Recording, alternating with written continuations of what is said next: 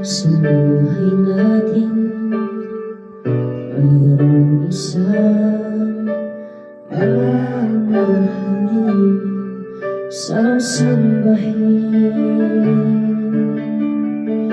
Sa buhay natin mayroong isang pagkutangin sa lahat at iibigin ng tapat.